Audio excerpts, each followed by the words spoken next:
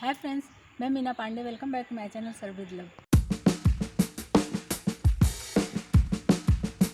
मैं सरसों का साग बनाने जा रही हूँ। सरसों का साग बनाने के लिए मैंने ये सॉफ्ट सी जो ये देख रहे हैं ना, बहुत मोटे डंठल नहीं है, थोड़े हल्के से मोटे डंठल हैं, जो कि इसको मैं चक्कू से या ऐसे नेल से इस तरीके से छील दूंगी। छील के इसको भी साथ में काट लूँगी। और बाकी ये पत्तियाँ हैं। आधा किलो मैंने ये सरसों का साग ले लिया है। तो सिर्फ सरसों का साग नहीं बनाएंगे, इसमें हम पालक और मेथी, बथुआ सभी कुछ ऐड करेंगे। 250 ग्राम मैंने पालक लिया है, 100 ग्राम के करीब बथुआ लिया है और 50 ग्राम के करीब मैंने मेथी लिया है। इन सब चीज़ों को बारीक बारीक मैं काट लेती हूँ। सरसों के साग में जो सरसों का साग होता है उसकी क्वांटिटी ज़्यादा होती है। आप चाहिए तो सिर्फ पालक और सरसों के साग से बना सकते हो। पालक, मेथी, बथुआ सभी कुछ लिया है। तो इससे क्या होता है कि जो हमारा साग बन के तैयार होगा ना, काफ़ी हेल्दी होगा और खाने में टेस्टी तो होगा ही। हेल्थ के लिए भी बहुत अच्छा होता है। इस सर्दियों में ये ग्रीन सब्जियां मिलती हैं जो ग्रीन साग कहते हैं, तो ये साग ज़रूर खाना चाहिए।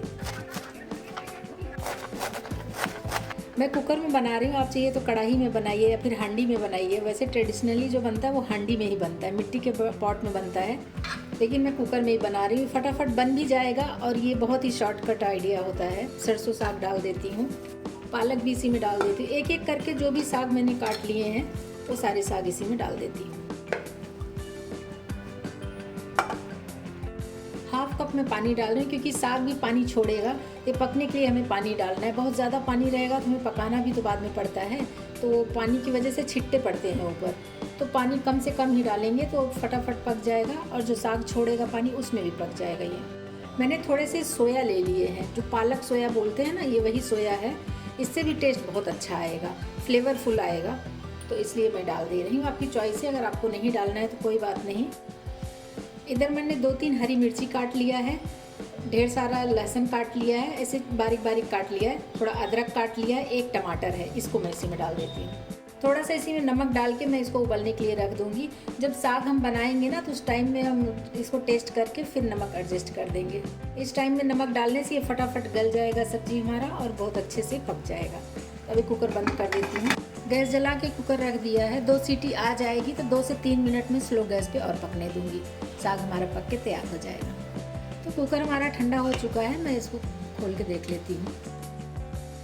देख रहे हैं, जब मैं इसको उबलने के लिए रखी थी तो आधे कुकर से ज़्यादा था, मगर ये एकदम से गल गया है, बहुत थोड़ा सा हो गया है और ये अच्छे तरीके से पक भी गया है। और पानी देखिए, बहुत ज़्यादा पानी नहीं है, जैसे कि मैंने थोड़ा सा ही पानी डाला था और हरे साग जो छोड़ते हैं पानी ना, बस वही उतना है। तो अभी गैस को ऑन कर देती हूँ। मैं विस्कर ली हूँ, आप चाहिए तो मथानी ले सकते हो। इससे इस तरीके से विस्क करते जाएंगे और इसको ऐसे पकने देंगे साथ में, तो ये अच्छे तरीके से घुट जाएगा। या फिर आप चाहिए तो इसको साग को ठंडा करके मिक्सी जार में डाल के ग्राइंड भी कर सकते हो। ढाबे वगैरह पे मिक्सी जार में डाल के ग्राइंड कर लेते हैं, फटाफट बन के तैयार हो जाता है। लेकिन इसको इस तरीके से मैं विस्कर से चलाती रहूँगी ना, तो पक चुका है तो वो एकदम अच्छे तरीके से मिक्स हो जाएगा।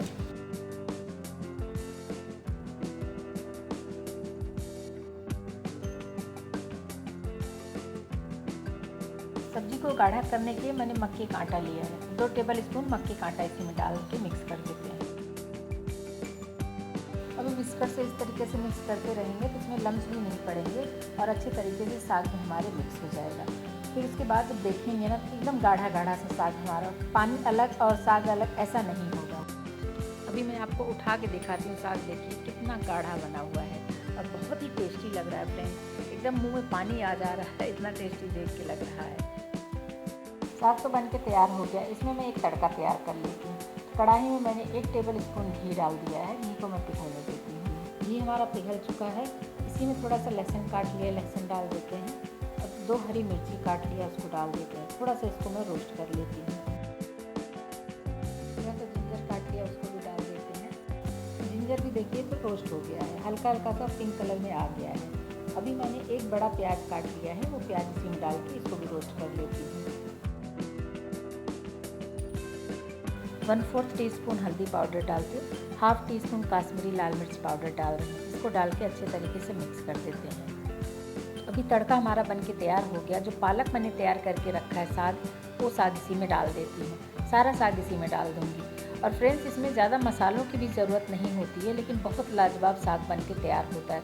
एक बार आप जैसे उबाल लिए ना, उसके बाद उसको आप फ्रिज में रख के हफ्ते भर तक निकाल के उसको तड़का लगा लगा के खा सकते हो। एक बार बना लो, हफ्ते भर तक तड़का लगा के खाते रहो।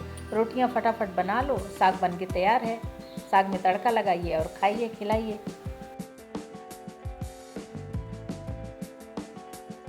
तो फ्रेंड्स, मेरे सरसों का साग बन के तैयार हो गया। बहुत ही टेस्टी बना हुआ है, देख रहे हैं ना। और इसमें इसको मिक्सी में पीसने की बिल्कुल भी ज़रूरत नहीं पड़ी। इसकी एक एक पत्तियां गल गई हैं, कि बता नहीं सकते कि इसमें क्या क्या डला हुआ है, लेकिन खाने में बहुत ही टेस्टी सरसों का साग बन के तैयार हुआ है। तो सरसों का साग तो बन गया फ्रेंड्स। इसके साथ मक्के की रोटी खाने में मज़ा आता है।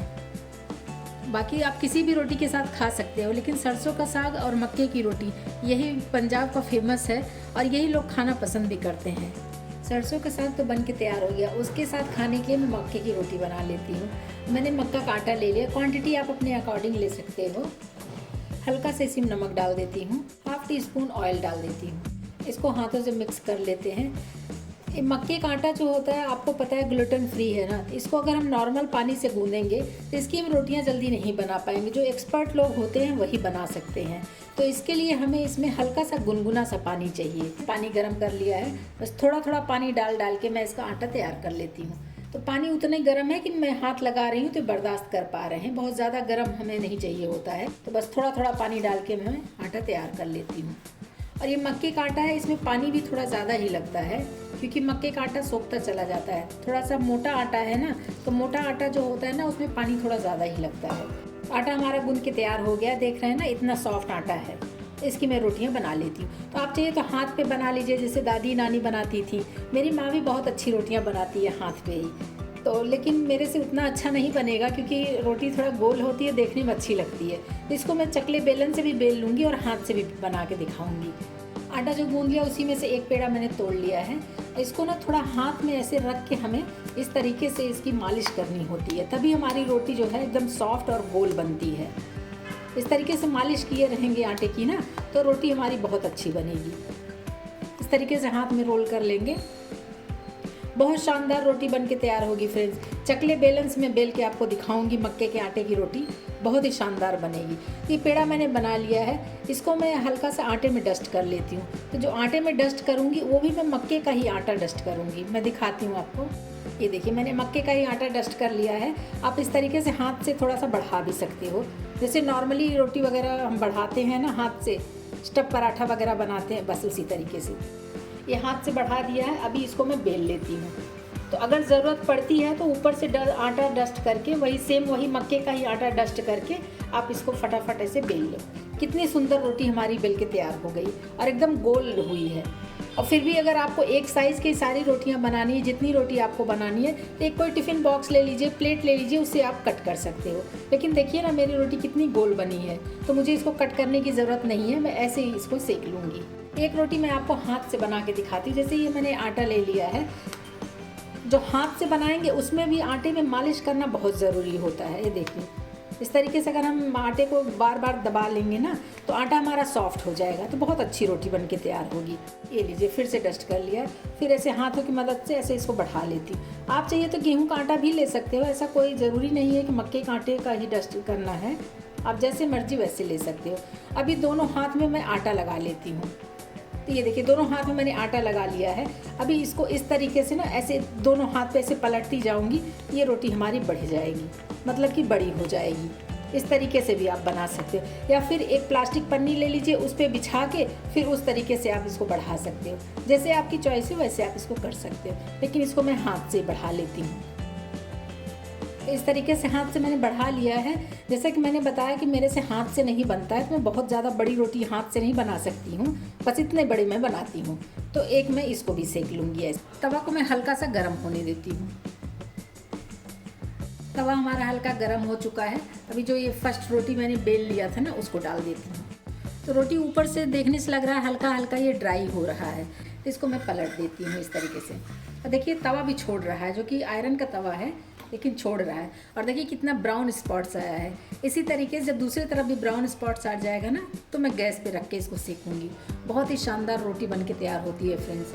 अगर आप इस तरीके से बनाएंगे ना, तो जो लोग साग और मक्के की रोटी नहीं भी खाते ना, आजकल के बच्चों को कहाँ पसंद आता है, वो भी बार बार बनवा के खाएंगे। एक बार इसको नीचे साइड में भी चेक कर लेती हूँ। आप चाहिए चिमटा से देखिए, स्पैचुला से उठाइए, मैं ऐसे हाथ से उठा लेती हूँ।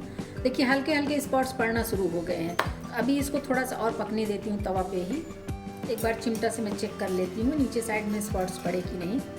ये देखिए हल्के हल्के स्पॉट्स पड़ने लगे हैं ना। बस अभी इसको मैं तवा हटा के सेक लेती हूँ। गैस पे रख के इस तरीके से सेकूँगी। तो बस अभी इसको घुमा के मैं दूसरे साइड में रख लेती हूँ। बहुत ही शानदार रोटी बन के तैयार होती है फ्रेंड्स। और देखिए कैसे फूल रही है, देखिए बैलून के जैसे फूल रही है ना। बहुत शानदार बनी है रोटी हमारी।